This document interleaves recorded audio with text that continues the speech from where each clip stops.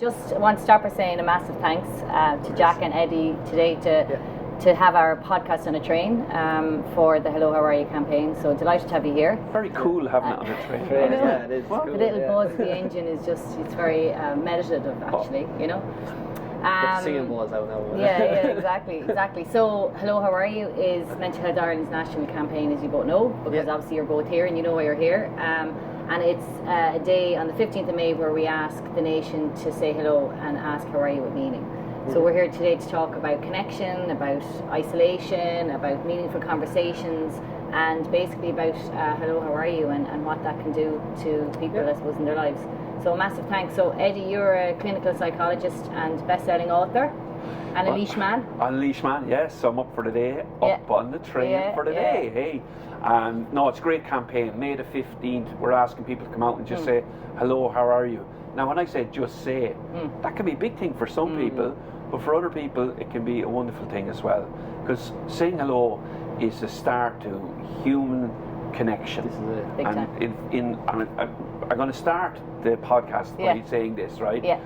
Just in life, when we're hungry, we want something to eat. Yeah. And when we're thirsty, we want something to drink. But when we're lonely, that's our need for human connection. Yeah. And saying hello breaks that. Saying hello is stepping out. It's recognizing someone. It creates inclusivity. Yeah. It reduces loneliness.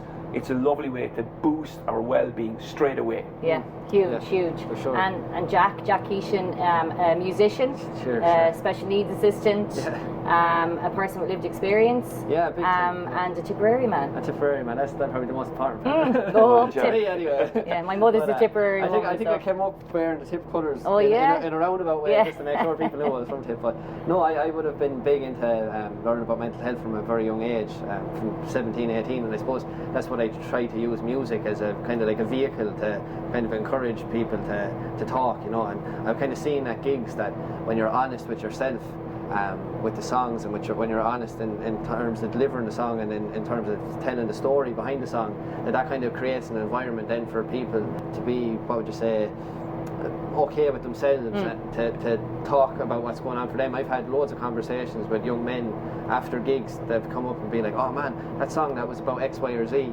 I went through that myself, or I know a friend that went through, and that's beautiful, because then suddenly you have a situation then where you have played one or two songs, and that song or that one or two songs you've played has gone out and started a conversation between people in the crowd, and then they go home, and then That's connection. That's connection. What I really like there, what Jack is saying, is that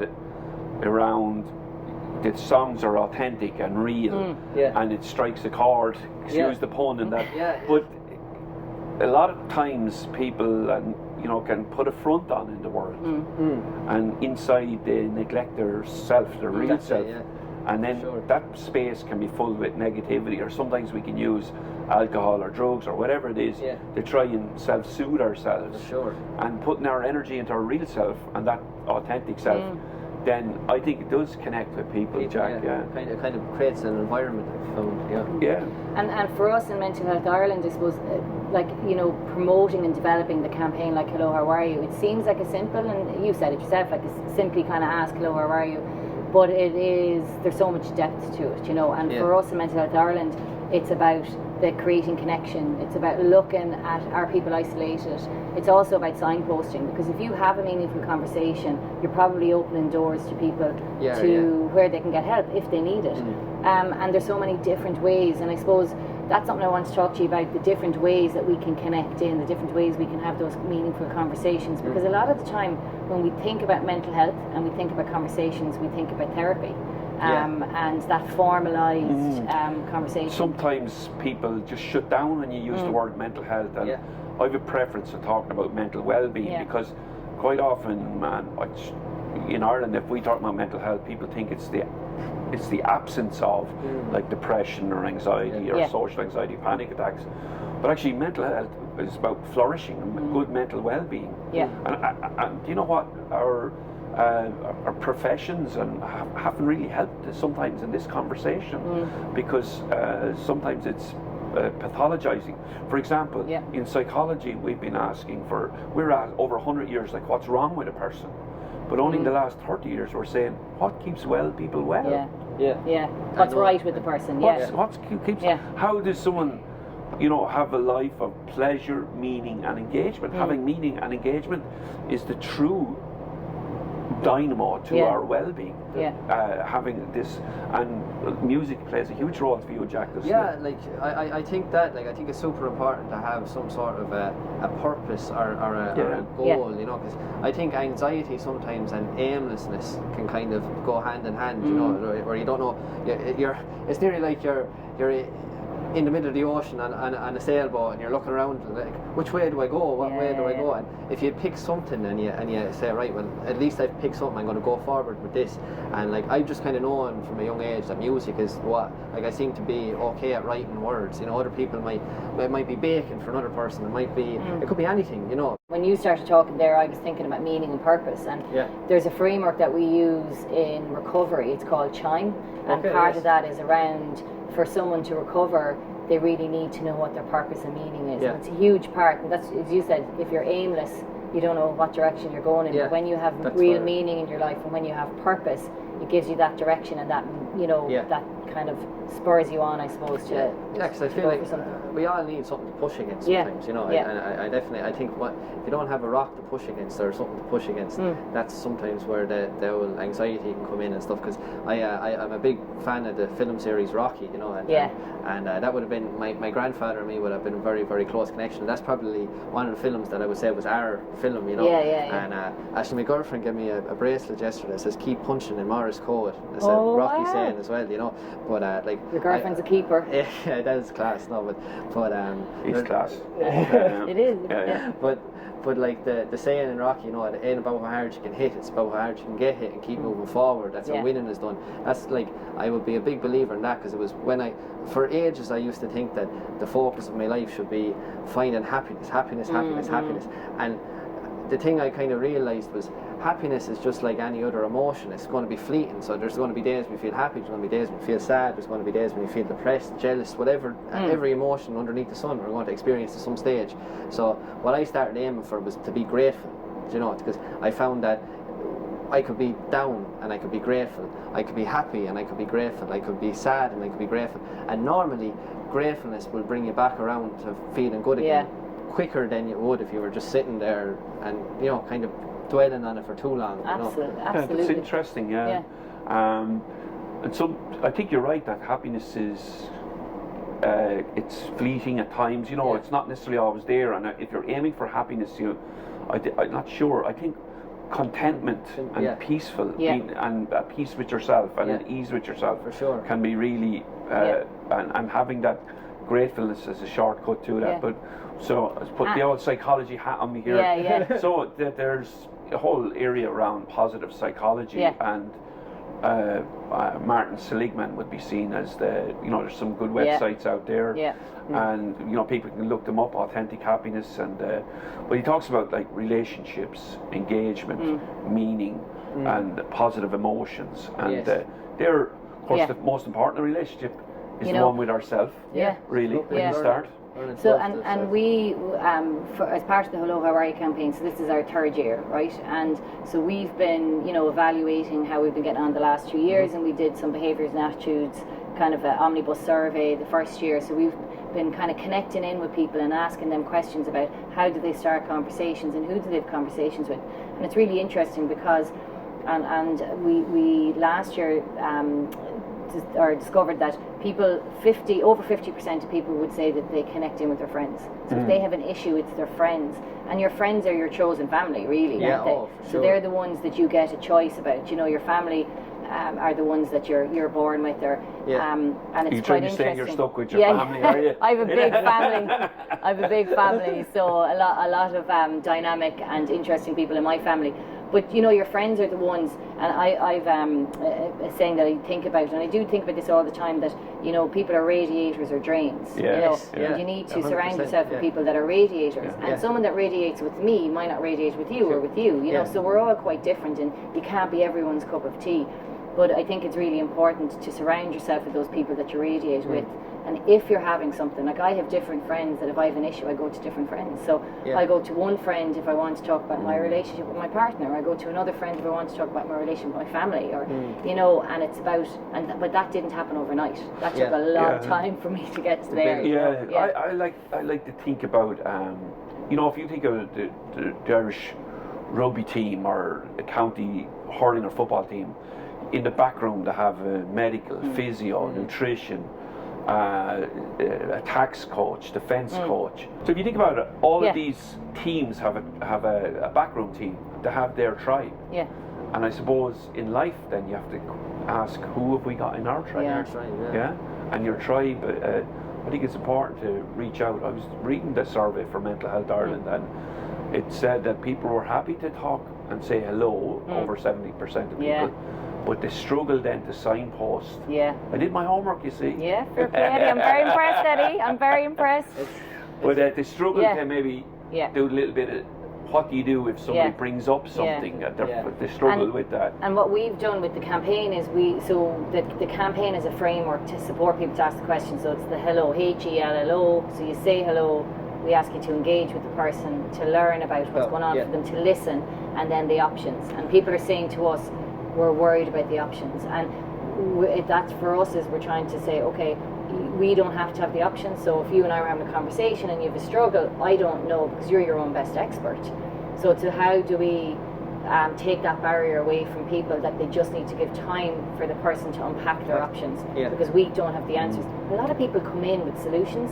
That's not helpful. Let's see, I think that the one of the most important things in the Hello campaign is the L for listening. For sure, definitely. I found myself that when, say, a friend has come to me in the past, and it's actually it's way better to sit there, listen, and let them come to the realisation themselves about what they need to do for themselves. Because I do sometimes think that, like, Jenny, if you just give your friend advice, and whether the advice is good advice or bad advice, or whether it works for them or it doesn't work for them, that's you doing that for them. You know, if they can come to that and by themselves, that's a much more powerful thing for them. You know. The old adage is, we got 2 ears and 1 mouth, and we should listen twice as much as we talk. It's true, though. So we're inviting people to say hello and how are you, and to listen, and to connect. And this connection is, like, it can set up a positive mood for the day, and people can feel valued because they hear that someone is, you know, connected with them. It's really powerful. I see this a lot in I go walking up a lane, and I am a hello person. It's a lovely Irish thing, I think. You know, hello, how are you? Definitely. And then you sort of, but you know, there's a level of inclusivity then around this. People from different communities that have come into Ireland can feel, you know, there's an inclusion component to this as well. It's quite important. We have a Ukrainian family have moved down the road from my mother, and my mum is really worried because she can't communicate with them. So I'm bringing her down a conversation card in Ukrainian, and so she's going to go down to them to the door and just show it to them, to show that she's making an effort to communicate and connect. She doesn't have other language that she can do that, so she's waiting, and I have to drop it down to her, but she's like saying, that's going to work really well, because it's a way for me to connect. And after that, then it might be a smile or a wave when they pass on the street. So it doesn't have to be, sometimes it doesn't have to be about words, it can be different ways. And for the hello, people are connecting by walking, they're connecting by hiking up mountains, they're connecting over coffee breaks, they're connecting over guest speakers. It's an attitude though, isn't it? It's an attitude of saying, I am open to connecting with you and saying, hello, how are you? It's intent. I think it's intent. So someone knows the difference when someone says, hello, how are you, how's it going? And don't tell me, or I don't have time to listen, or I'm only asking you because it's just a saying, or it's the intent, I really want to know how you are today, actually. Jack, have you written any songs about hello? Well, I've wrote a song called, I'll play it here in a while, but it's called Your Tribe, and I kind of wrote it a while ago about, I feel that there was a time and place in my life when I said to myself, and it wasn't like I had a problem with alcohol or anything like that. I wasn't able for hangovers anymore, basically. Yeah. And it just came at a time where I was like, right, okay, this needs to stop, and I need to replace this with something better, you know. And I started replacing it with Wim Hof method and going walking and just things like that, exercise more than anything. And I started asking the lads, would you fancy meeting me for a coffee, or will we go for a walk up the monastery or whatever? And the common thing that I'd be hearing back was, no lad, you go on and go for your walk or do your Wim Hof method and come to the pub sure and meet us afterwards. And like that kind of made me, for a while, kind of that loneliness started to creep in, you know, that whole like, well, like loneliness is interesting, right? So I was on the National Loneliness Task Force, and loneliness is the equivalent to smoking 15 cigarettes a day, and shortened your life by 3 years. That's why we earn. That's why human connection. That's so huge. I quoted that to someone recently, and they just could not believe it. It creates a stress response to loneliness. Like it's a real, and it's linked to a lot of physical illnesses, as well as obviously emotional or low mood, and I think this is a lovely thing. On May the 15th, we're asking people to step out a little bit out of their own comfort zone and say, hello, how are you? Because connection is the antidote to loneliness, really. Totally. You know, if you think of it, it's a simple remedy, you know. But if you stay following that path though, if you stay like, because that made me feel quite isolated, you know, and there was points there where I kind of felt like, you know, I should just go back and go to the pub and at least I'll be around people and stuff. And I said, no, you know, that's negative, having a negative effect on me, I'm going to stay with this. And it took weeks, but eventually, you know, you meet new people and you meet really your tribe, basically. So then I went home and wrote this song called Your Tribe, which was about kind of like not really knowing where you're going, but knowing you're going somewhere that's good, but not having kind of a good picture in your head of where that is, but just feeling it there and knowing that. Something that's another interesting point, because sometimes when we talk about purpose, right, and you see, you're lucky in a way because music is a purpose for you. Like you have a passion. Not everybody has passions. You know, and finding that anchor point or your North Star, as people would say, sometimes that can be a struggle for somebody.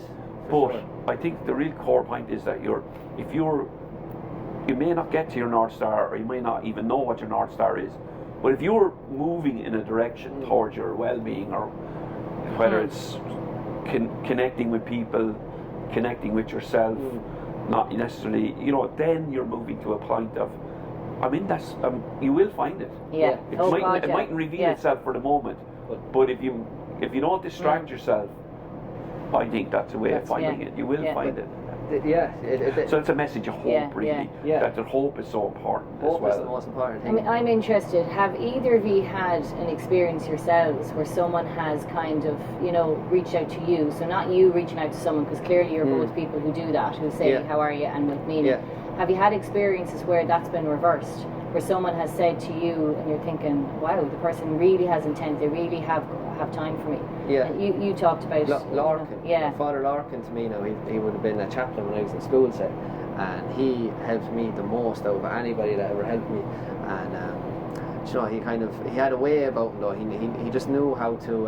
The thing I'll say about Larkin is if you asked, say, people that would have went to school with me, why did everyone in your class just take to Father Larkin so much? What they would say is, Larkin didn't put on "I'm a teacher" quote. You know, he was just Larkin, and that's the way he was.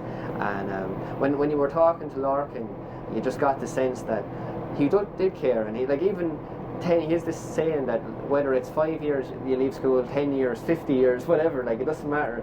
He'll always be there for you, you know. And knowing that I had Larkin, to me, even going through school and then after school, always kind of helped. And like my girlfriend Adele and my brother, I always say to people, if they can simplify things for themselves, they can be a lot happier, you know. And like, I know now that I wear this 3 little birds bracelet because it's myself, my girlfriend, and my brother. And once my brother and Adele are okay, there's my initial kind of, and then everything outside that circle then is okay, you know. But I've been blessed, like, with the people I've met in the last maybe 3 years, 4 years, that I'm after really building a nice little circle with my tribe, you know. Amazing. Good, Amazing. And in terms of, obviously, people come, just to understand your question right, but people, my professional role as a psychologists, people come and seek help. Yeah. Is that what you mean? Like, no, I mean, has anyone ever, for you, turning it as someone who's a helper, you know, has anyone ever said to you, where were you, Eddie? Oh, yeah. And you've needed that space for you, you know? So people have supported me in lots of different ways. Like there's no life that goes through without challenges or whatever. So in our small little family, my wife got quite sick. So that was a big moment where I needed to get support. And it's okay, people will come, and it's about receiving and accepting that support. Like recently, my mum has passed away, so people come and offer support. So I'm open to that, but it's again having your little tribe. I think it helps. Now, I think a lot of people might struggle saying who's in their tribe, and I liked your idea of I need people, different things for different people for different things. Like sometimes you might need legal advice, so you might get legal advice, or sometimes you might need financial advice, get financial advice. There's, sometimes you need advice on mechanical, fixing things and stuff like that. So you need different people, and I suppose you accumulate different things over your life. Of course. So I think it's okay to give and to receive. And sometimes you're obviously Eddie in professional mode, and then you're Eddie in human mode. But actually I find that I'm trying to keep Eddie in human mode in professional mode. You know what I mean? Because otherwise, like everybody is, we're trying to support each other on this human journey. Absolutely. If that makes sense. And you do, and I know I do it myself. You just bring in different skills to it, or knowledge, or whatever you studied, and you can support people if they're in a particular way. But also, I think if I'm talking to say groups like schools or businesses or something like that, you're trying to impart really, I suppose, life hacks, aren't you? Sure. And learnings, and I suppose that actually is a thing. It's like if I've experienced it, people are genuine, you can relate to. Like if I've experienced it, and I'm going to tell you what I've experienced. I'm not saying you're going to experience the same things, but quite often people can relate to that. And I think it's really important when you're starting conversations, and I know this from my own experience.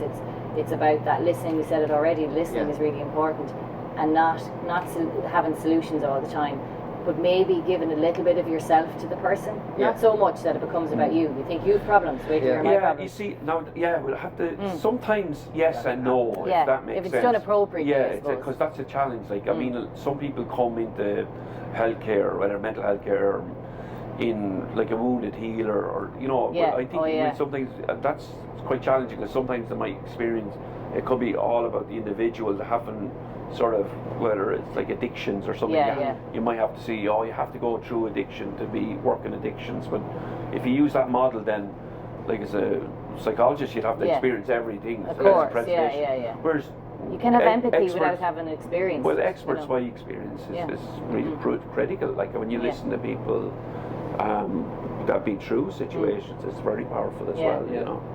But I suppose it's important not to put all of your stuff onto the other person. It's like, I understand, and how it's saying, okay, you've something going on, and I understand, and being empathetic to what's happening.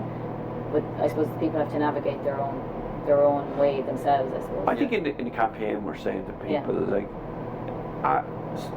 it's okay to say hello, how are you, and then, because you want that to be focused in a meaningful way. A nice way of looking is to look somebody and say, how are you? And if you're worried about somebody, often I know when I've talked to people and say, how would you approach somebody if you're worried about them?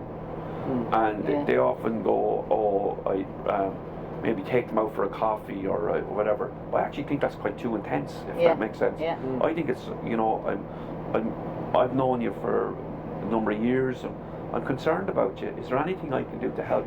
It's a sort of good way of connecting with somebody. And the person might say no, because generally they would in the first instance. It's, oh no, I'm grand. I'm grand. Not bother. I don't need that. I'm grand. But then, the person might say, okay, well, I'm there for you. I have an interesting way of looking at hello. Well. Okay, I sort of see your hello campaign like you're walking down the river or by the sea, and I see each hello like a life buoy. Yeah. And you pick up a life buoy and you're throwing it out. Yeah. And some people can hold on to it, some people can hug it, some people can grab onto it, some people don't need it. Yeah, but I just think them hellos are like little life buoys, and they're just they're like life's little life buoy. And sometimes they land when they need to land, how they need to land, who they need to land on. Yeah. But we say that, like, for the campaign, if, like, you know, it's this huge engagement, right? Massive engagement for the campaign, hundreds of events all over the country, lots of people handing out conversation cards. But if just 5 meaningful conversations happen, or 5 people feel connected, or do you know what I mean? Like, it doesn't have to be all things to all people. Yeah, you know? for sure. And you've lots of, like, what I admire about you, Jack, is when you're on stage, you're not afraid to talk about that importance of connection. Like, as a young person, I suppose would I say it's not usual, but that's something that stands out for me when I've seen some of your clips of you performing. Like, you know, I've always been told I have an old head on my shoulders since I was 14 or 15. You know, I've kind of, since I've been 14 or 15, which I've no kind of real understanding why this has been happening, but people that I don't know will just randomly get my number and text me, oh man, I have this problem, or I have that problem, man, I'm thinking about suicide, man, you know, all this kind of stuff. So I've kind of dealt with hearing that at a very young age, and then having my own problems at 17, 18, had a lot of stuff going on, went to a very, very dark place. It just kind of, when I came out of it, I made sure that I was going to get this message out there, you know, that like, it's okay to chat, and it's okay to feel, to not feel okay. But something that I'd like to turn on its head is, like, it's okay to not feel okay, but it's not okay to stay there. You have to put in the work for yourself, to show some love to yourself, you know. I was talking to a group of teenagers about self-love and compassion, you know, there 2 weeks ago, and one of them said to me, like, sure, is that not just, like, you know, self-pity? And I said, no, hold on now a second. We went back and we started talking about self-love again. I said, what do you think self-love is, you know? And they all thought it meant, like, oh sure, like, after a hard week going for pints, you know, and all this. And I thought to myself, yeah, that's very interesting, that, like, you think something damaging can be self-love, you know, which I'm not saying, like, a few pints at the weekend talking to a friend, it can't be self-love, but I think, to me, self-love is about giving yourself that kind of, sometimes it can be giving yourself that kick up the arse to go and stay going what you know is right, you know. But just in terms of the gigs, I think that when I talk during the gigs, I try to talk from a place of where I've been there, done that, you know, and this is how it is, and this is how I see things. And I'm not trying to say what I'm saying is right or wrong. It's just to get you to think, you know. I'm never putting my hand up and saying I'm right, because I can never be right. You know? You can be, but it's the world is mental. You know? So. What I find interesting there, Jack, is the whole area that you're talking about is compassion, and some people that young group you were talked about is compassion, not self-pity. Sort of interesting, but in a way it too reflects that we're not very good at teaching or practicing or showing how simple is self-compassion, or compassion towards others. And it goes back to May the 15th. Hello is an act of compassion. It's sort of a reaching out to somebody and saying, hello, how are you, is a compassionate act that opens up a door, that creates an opportunity for a conversation and connection. For sure. And it's a win-win, because sometimes you feel like you're nearly doing a charity. I'm going to do something nice by reaching out to somebody, but the chances are you're going to have a meaningful conversation. Both people involved in the conversation are going to get something from it. You're both going to step away, you know, kind of feeling better. And if we think we're talking about just extending that, like what compassion looks like. Compassion is a saying stuff to ourselves that are in a supportive, coaching, honest way, as opposed to a punitive, critical, harsh way. So that's compassion, and self-compassion can be a daily routine. And you know, it's like talking to yourself like a friend, you know. That's the way that's it, or how you would talk to like a 10-year-old, or you know, like if I'm talking. You do have to practice it. I was practicing cognitive behavioural therapy, and my brother asked me, when I was introduced to it, he said, how do you change your thinking on something? So I used to visualize myself very aggressively, right? Visualize myself going, stop thinking that, turn that around. Yeah. And he just looked at me and said, sweetie, you need to show yourself kindness. Yeah. And he was right. And I was like, what do you mean? And he was like, you're being your inner self is being aggressive with your inner self to change your thinking, instead of just being kind to yourself and say, I wonder could I change my thinking? And now I use a method where I think of my thoughts as a feather on a glass. So I'm trying to be gentle. So it's a feather on a glass, and I notice, try not to judge it, and then change it. But I had to learn that. I had to learn kindness because I was just being like so. It takes practice. Yeah. Oh. Some people. So cognitive is what we think. Behavioral is what we do, and when we have very strong emotions, like if a listener, I'll say to you, think of the last time you had a strong emotion, and then say, well, what's driving that emotion? Yeah. So it's our thoughts, and if we're looking at changing our thoughts, then that method that you're talking about of capturing your thought, maybe challenging it. Is there not? Sometimes we can ask questions. Is there another way to think about this? What would this look like in a year's time? What would I say to my best friend if they had this thought? Or for some people, it's about noticing. Yeah. And maybe some people are very good visualization. They could attach their thought to a cloud and let it move away. Yeah. And say, I'm not going to engage in this. Exactly. Because you're auditory, you could attach your thoughts to these musical notes and set them off. And then they fly away. Well, that's what I kind of do. Like that's why I write every single night, is because it's a very therapeutic thing. Outside of even like I want to be a good songwriter, it's very therapeutic to just get something out onto a page, and it's way better to write than it is to actually type it out on a phone or whatever. I find that I can make sense of things that are going on when I write it down, And Larkin used to say to me, the cloud or your sky or your mind is like the sky, and every thought you have is just like a cloud that's passing, And I got very into this guy called Alan Watts. I don't know if you ever read any. He's really cool. He talks about this thing called the happening, and I'm going to try. I make a dog so of explaining this, but I'll try. So he's basically saying that everything we're experiencing here is all just happening, and all we're doing is watching. We're just watching it, and we're observing it. So you're not in control of your hair growing. You're not making your hair grow. You're not making your nails grow. You're not organising the retinas behind your eye to make your that's just happening. The same way your thoughts are just happening. The same way everything else is just happening. Now you can observe these things and you can kind of interact with these things, but at the end of the day, they're all going to happen the way they're going to happen. And now you have some sort of a way of having a say in how it happens. But a lot of these things are just out of your control.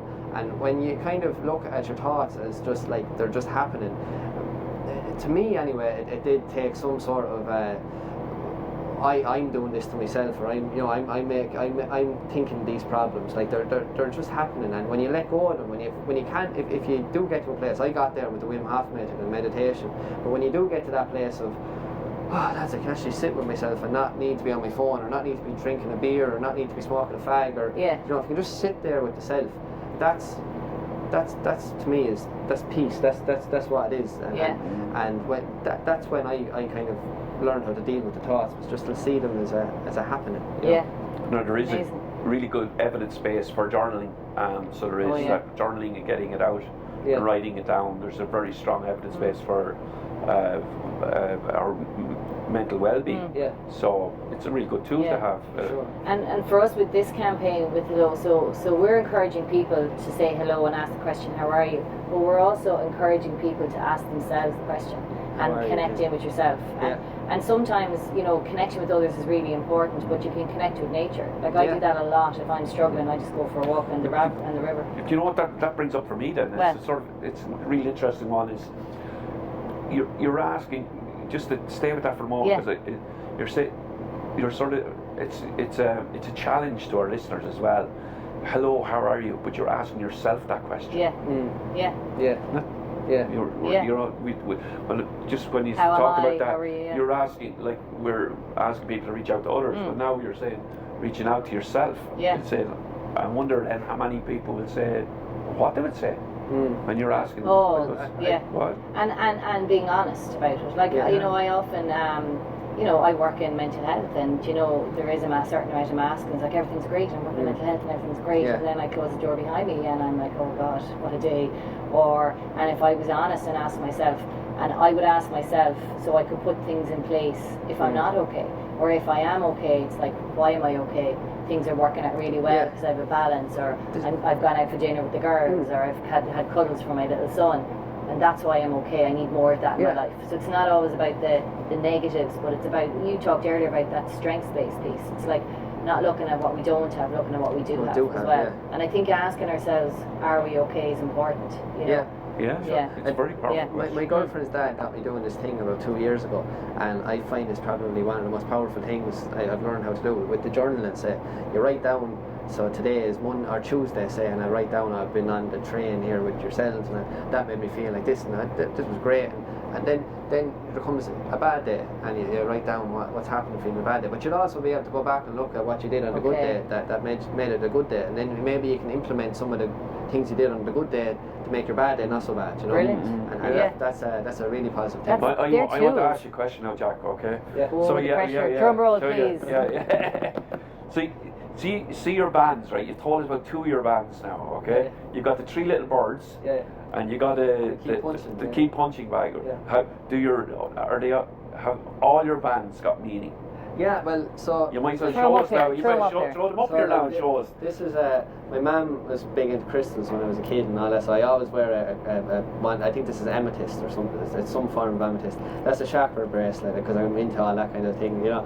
And then this bracelet is Three Little Birds for Adele, myself, and my brother, and they're like you know, that's my crew, you know, that's my core crew. The Keep Punching is I wear that to just kind of remind myself, okay, so I get up today, right, okay, I'm going to stay following what I've been following yesterday.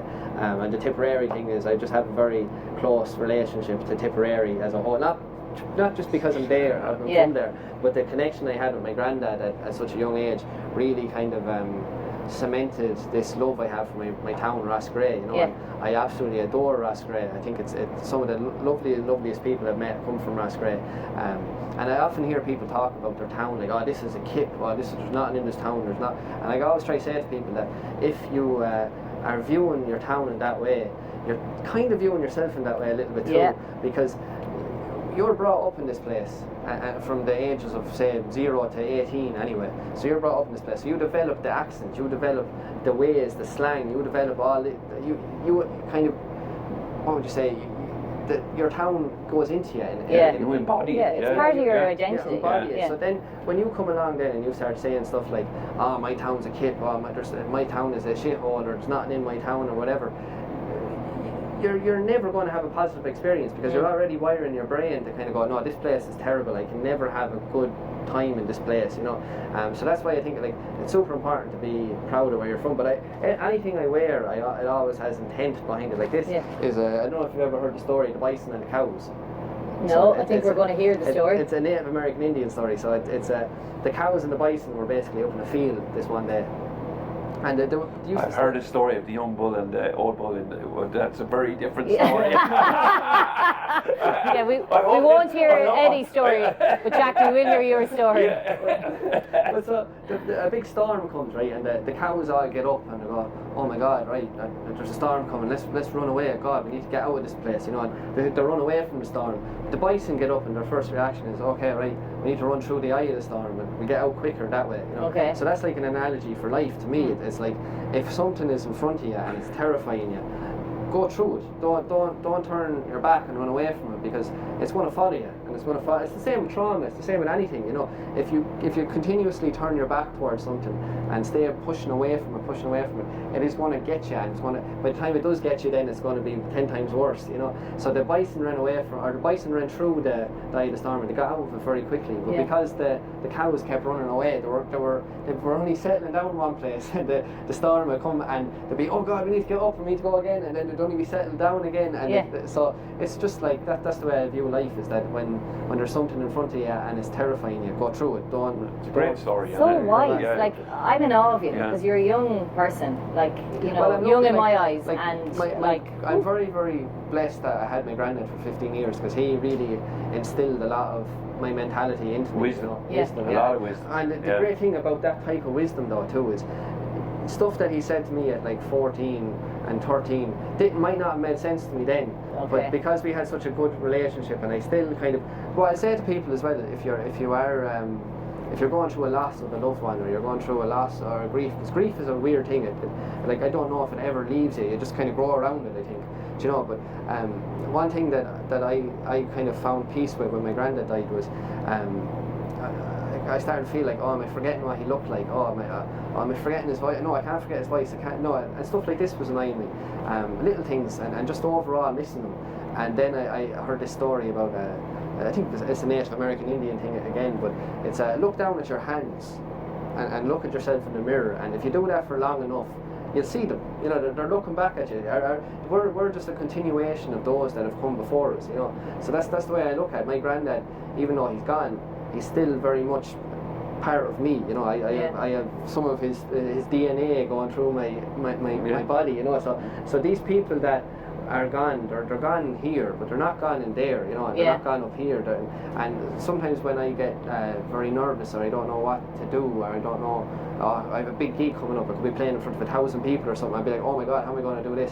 And I'll find a little quiet place, and it's not that you have to I wouldn't even say I'm Catholic, I wouldn't say I'm anything like that, like, at least not practicing anyway, but I get down and I just say a little few words to my grandfather, like, come on, I really need your help here now, will you mind me, you know? And then I get back up and I look, if there's a mirror in the dressing room, I look at myself in the mirror and I see him, you know, I see him, just catch a glimpse of him there somewhere, and I know them walking out that, okay, well, it's me, I'm going to do this, but I know my grandfather is there with me, you know. That's powerful. People leave their mark, don't they? People leave their mark. They do, yeah. But you can do that. Like, people can do that for other people too. Like, but that reminds me of, and it's lovely to hear that you had such a wonderful grandfather that influenced you. And I suppose what we need to acknowledge too is not everybody has you know, good people in their lives. But what we do know is that having one good person in your life is a very powerful thing in terms of we can face a lot of adversity knowing that we've had one good person in our life. It sort of gives us that anchor side of it again. I wonder, I'm just thinking now, you've told us two Native American stories. What would your Native American name be? Oh, I don't. Have you got a stage name? Just Jack Keeshan's my name. Oh yeah. When's your next gig, Jack? I'm playing with. When's my next one? I'm playing on the 11th of May in Moore Theatre. And when are you playing after the 15th of May? Oh yeah. After the 15th of May, I'm playing on the. Oh, actually, that one I can't talk about. Yeah, there's a secret, a big gig coming up for Jack. There's a few big, massive ones coming. Okay, well, we'll look forward to that. And people, we'll have to look at your Instagram page and watch out for that when you're going to announce it. I'm going to ask the two of you. So, on the 15th of May, right, so we're asking the nation to reach out and to ask someone, how are you? What advice would you give to people to do that? So what would you say might make it a bit easier to have a meaningful conversation with someone on the 15th? Yeah, like, I think it's just, I think to me anyway, it's there's two baseline emotions to me, and I in my opinion, this is true to me. It's love and it's fear, you know, and everything else comes out of these things, you know. So it's to try and not be afraid to lean into the love emotion more, because I think it's fear that stops people from asking, like, oh my God, what if my friend thinks bad of me for asking that or whatever. Because I've had experiences where I've asked that to my friends, you know, and they've been like, lad, what do you mean? What do you mean? I'm not alright. What do you mean? And they've always come back. It could take a few weeks, but they've always come back and said, you know, thanks man, I know you're only looking out for me, you know. That's all it is. But like, I suppose that the advice I'd have for somebody that might feel like, oh, maybe my friend is not feeling good, or maybe I'm not feeling good, or whatever, is to lean into that the loving side of things, and not be afraid to ask it, because they will respond. They might respond negatively or not the way you think they will in the moment. And that's completely okay, you know. But you will know in a few days or in a few weeks that you did the right thing, no matter what. You know, that it is always the right thing to do. And I feel like we all kind of, I think we can always have a good feeling about what's the right thing to do, or when to say something, and to lean into that good feeling. I love that. Lean into the love, not the fear, and that makes a lot of sense. You know. What's your advice, Eddie? Just do it. Just do it. Just do it on the day. We're going to get on you May the T-shirt that 15th, says "Just do it." On May the 15th, just take the opportunity to say hello. How are you? Just do it. Don't think about it. Just do it and do it again. And do it again. Keep doing it. And do it again. It's powerful, and we're proving that in a way. Like we're hearing back. I mean, what people have said to us over the last 2 years, and this is a campaign that started in Carlo. So beyond the last 2 years, as a grassroots campaign, what people are saying to us, the power. People have said, no one has asked me how I am in years. People have said, you know, I went and had a proper conversation and now I'm in therapy, or I've reconnected with a friend that I haven't connected with in a long time. Or I was great. They asked me how I was great, so we just went for a walk. And I have a challenge to I have a challenge to people to, it's not just a national thing either, because there's we've a lot of our young people now over in Australia and stuff like that, and people in England and different parts of the world, in America. So I'm asking you to say hello to somebody in Ireland, and also take the opportunity to say somebody overseas as well.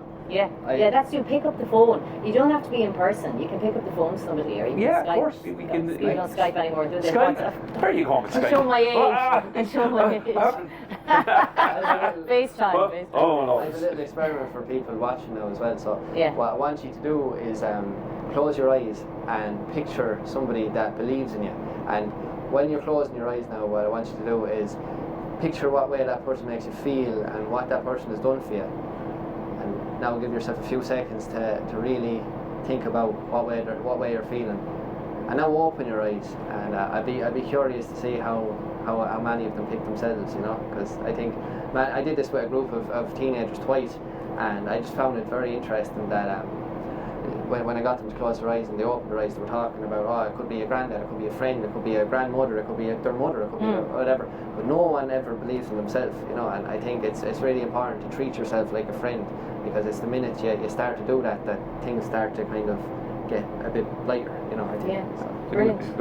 Good tool. Yeah, brilliant. And thanks a million, guys, for giving your time. Honestly, good chats. I'm in awe of the two of you, actually. Jesus Christ.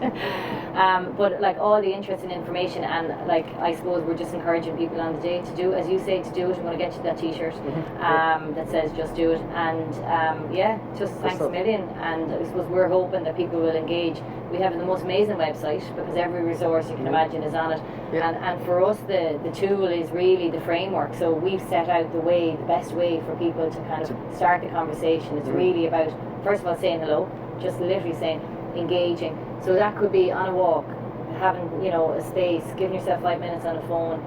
You said it already as well, Eddie, listening is really important, you know, and learn what's going on for the person, because sometimes you need that space, but you need the listening to do that. And then for the person to, I suppose, to give them hope that they have options. If they're stuck on something, let them know they have options. So the website is lowhowareyou.info. We have, if people are organising events, so we're encouraging people to go and organise coffee mornings, organise walks, chat you to something in work. And on our website there is an interactive map, so people can register their event, but you can also go on and click on your county and find out what events are happening in your county. Last year we had almost 300 events. We're hoping to have the same and more this year. Something for everyone. Lots of resources. This podcast is going to be up there. We've lots of resources on the website, so it's lowhowareyou.info. It's well worth trying it out. And we've socials as well. It's #lowhowareyou, Mental Health Ireland, #Mental Health Ireland. And if you want to get more resources from Mental Health Ireland, we have booklets on anxiety, stress. We have videos about navigating the mental health services. Very, very well resourced page, resources. Yeah, I think I've often advised people and signposted people to go to mentalhealthireland.ie. So really good resources there. Thanks, Eddie. Beautiful. Great. Yeah, brilliant. So we're going to sing a song now, I think. Yeah. Good old crack. I think I'll give that one a miss. I'll clap. I'll be your audience. You can be the backing singer. I'm going to be in your tribe. Hi, my name is Keeshan, and this is a song all about finding your tribe. It's called Your Tribe.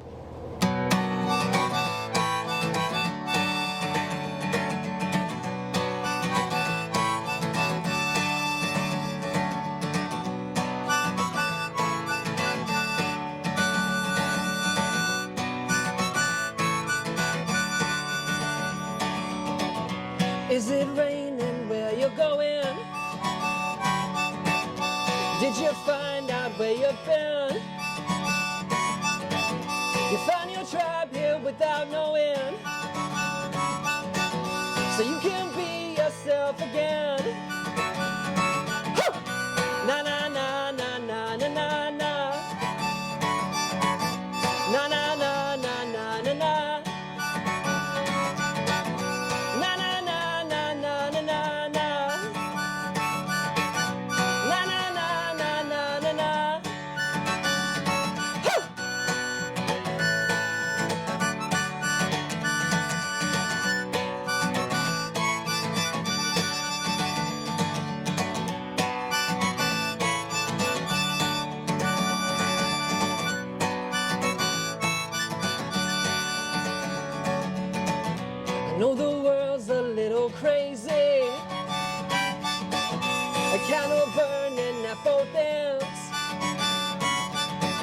But turn around and you will face it.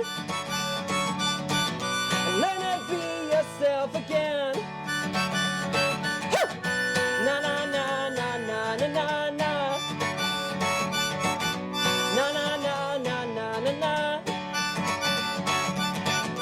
Na na na na na na na na. Na na na na na na na.